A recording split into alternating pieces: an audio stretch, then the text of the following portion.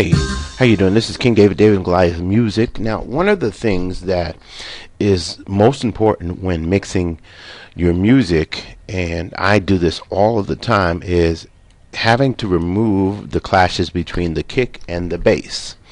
They're always going to be at odds with one another. At some point or another, they're going to have issues. Why? Because they occupy the same space. Now, let's just say you're in a small apartment and you've got 5 people living in that small apartment. Wouldn't you get a little bit cramped, a little annoyed? Well, that's kind of what happens between the kick and the bass. So what I'm going to do is play this track, and I'm going to isolate my kick and bass. I'm going to show you what I did to ease the tension between the two. Okay, watch how I do this. I hit play.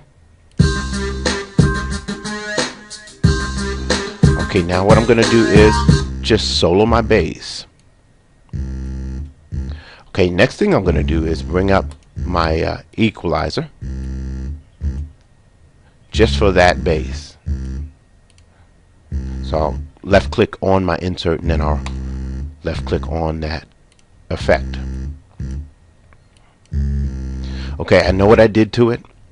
I wanted to punch it through, so I brought up my 278 hertz. I brought it up pretty high, actually.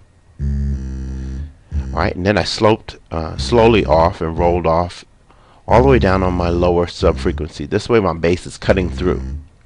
Alright, now a lot of times what I'll need to do to my kick drum is to do exactly the opposite. So now what we've done is we've taken them, they're still in that small apartment, but we put them in separate corners. Okay, so watch what happens. Let's bring up that kick.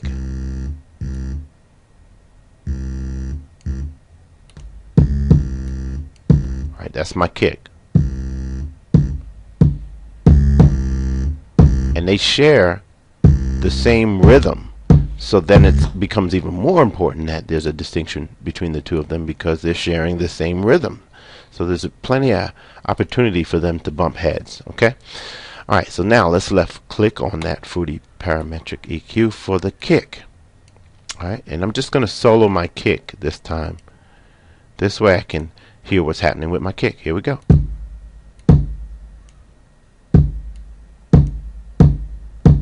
Alright, what I did is, again, I sloped off my lower frequency, my sub, brought up my 247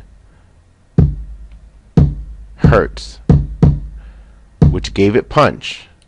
Now I got my bass and my kick punching through instead of sounding muddy.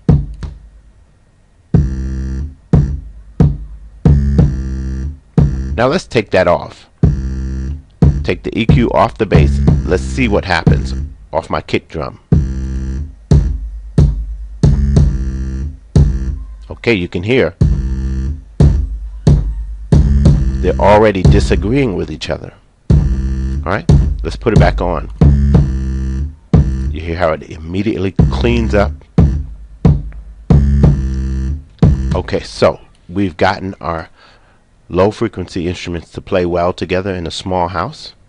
And let's talk about how we did it. We can just put these EQs side by side and we can see the difference as to what was done to them. Okay, let's just do that. Alright, so here up top is my kick. You can see the slope is a lot different than the slope on my bass drum. Bass drum emphasizes mainly one frequency.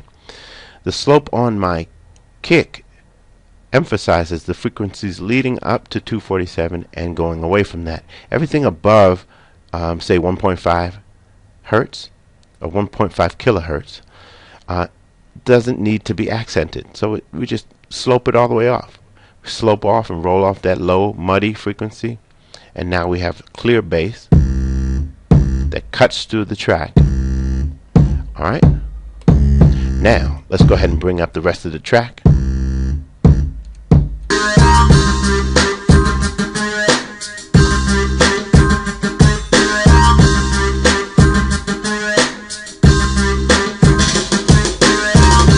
Alright, so that's how we get our sub frequencies, our bass notes, and our kicks to play well together. Alright, I'm King David for David and Goliath Music. Now this track right here is actually available now on the website for the FLP version of it, plus all of the drums that go into this track, are available over at BEATCLASS.com. You should really get it today. It'll give you an opportunity to look inside of a King David mix. The FLP, all of the source files are there, the stems are there. You'll get a chance to see all of the settings that I have and the effects that I use on this track, plus you get the whole drum kit with it. So it's a good time to go get that from beatclass.com. And I'm King David for David and Goliath Music, One Love. Keep making music, and we will see each other again. Alright, peace, one love.